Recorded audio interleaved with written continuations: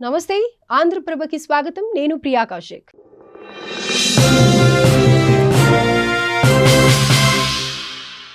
Ahmedabad flight accident విషాదం.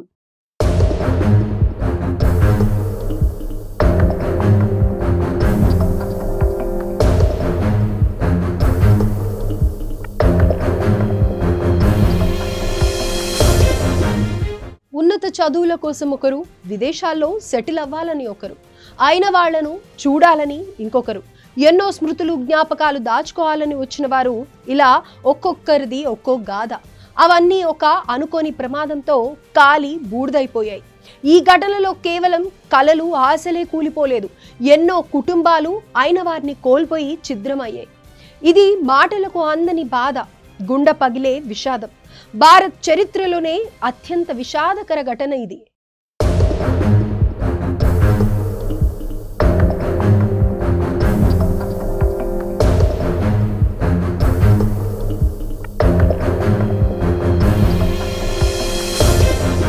అహ్మదాబాద్ లోని సర్దార్ వల్లభాయ్ పటేల్ అంతర్జాతీయ విమానాశ్రయం నుంచి టేక్ ఆఫ్ అయిన కొద్ది నిమిషాలకే ఎయిర్ ఇండియాకు చెందిన AI-177 విమానం కుప్పకూలింది.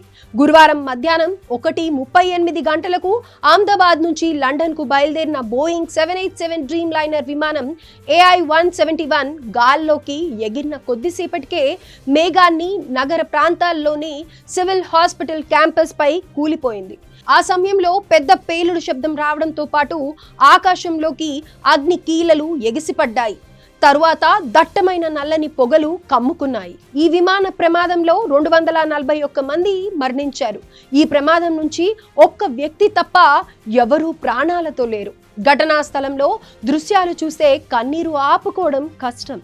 అంత హృదయ విదారకంగా ఉన్నాయి చెల్లా చెదురుగా పడి ఉన్న మృతదేహాలు. ఆ మృతదేహాలను చూస్తుంటేనే గుండె పగిలిపోతుంది. పేలుడు దాటికి కనీసం గుర్తు కూడా పట్టలేనంతగా కాలిపోయి బూడిదగా మారడంతో అత్యంత దయనీయంగా ఉంది అక్కడి పరిస్థితి. తమ వారికి కనీసం ఆఖరి చూపు కూడా దక్కలేదు. ఇంతటి పెను విషాదాన్ని ఏనాడూ చూసింది లేదు.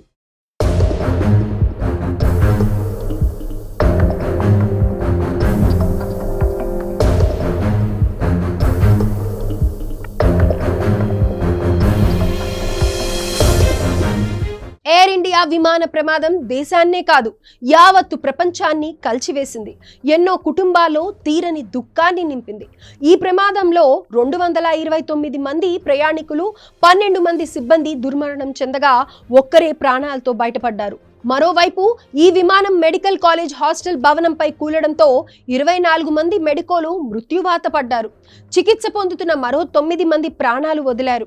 ఇంకా మరికొంతమంది ఆసుపత్రిలో చికిత్స పొందుతూ చావుతో పోరాటం చేస్తున్నారు.